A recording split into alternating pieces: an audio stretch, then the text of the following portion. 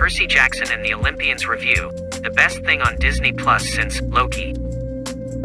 By Eric Kane. When I first saw that another adaptation of Rick Riordan's Percy Jackson and the Olympians was headed to Disney Plus, I wasn't particularly hopeful. In the age of streaming, everything feels like a crapshoot. Will this be a faithful and loving adaptation of the source material, or will it twist the original into something unrecognizable but full of trendy messaging?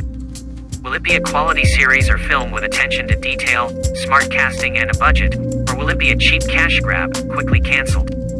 Toss a coin and find out. With Disney, my mistrust has only grown over recent years.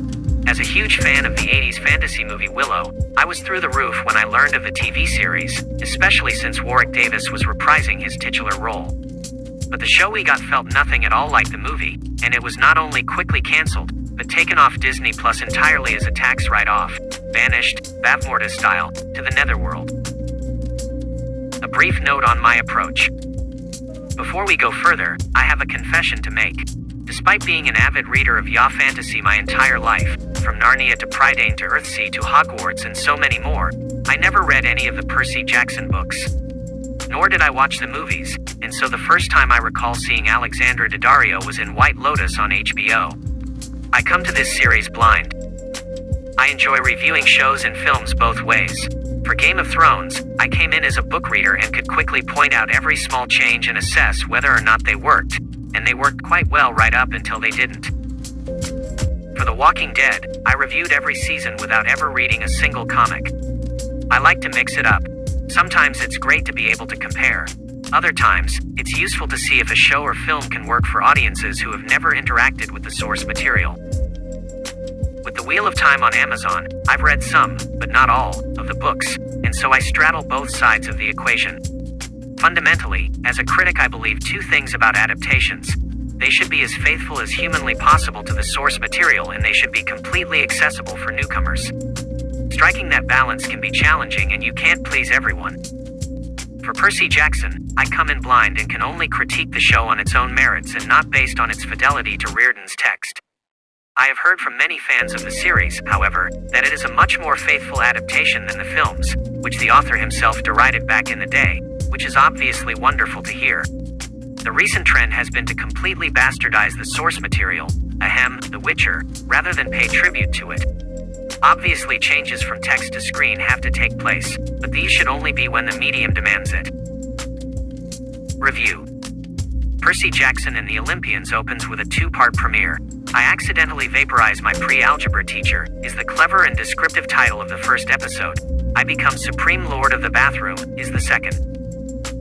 In the first episode, the table is set. Percy Jackson, we learn, is no ordinary boy.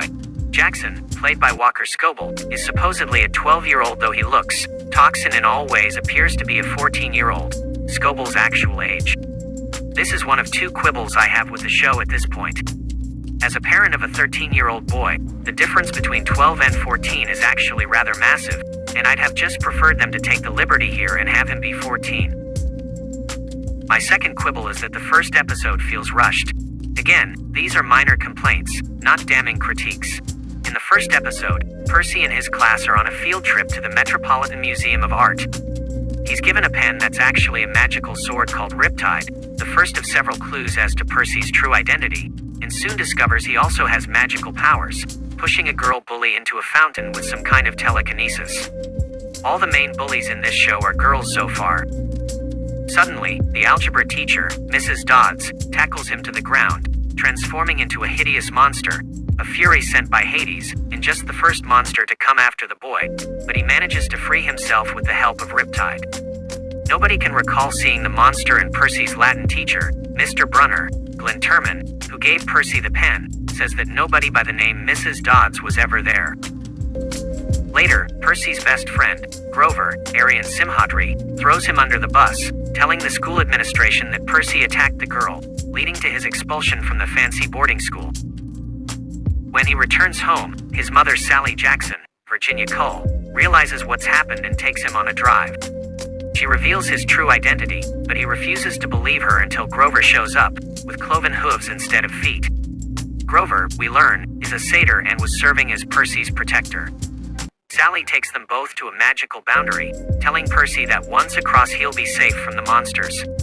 Alas, as he and Grover make their way to safety, a minotaur appears and attacks Sally, though when he kills her, she vanishes into some kind of magical particles. Furious, Percy battles the minotaur, losing his magical sword in the fight. He clambers onto the creature's back and uses its own horn to stab it through the skull, killing it. He and Grover then cross through the mysterious barrier. On the other side, we hear a familiar voice, but the wheelchair-bound Mr. Brunner is now a centaur we later learn is Chiron. And so the first episode ends. It's a lot to cram into just one episode, but overall, despite feeling a bit rushed, it does the trick, introducing us to our chief protagonist and the magical world he lives in. It's refreshing to see the adults just straight up tell the kids what the magical stakes are right off the bat.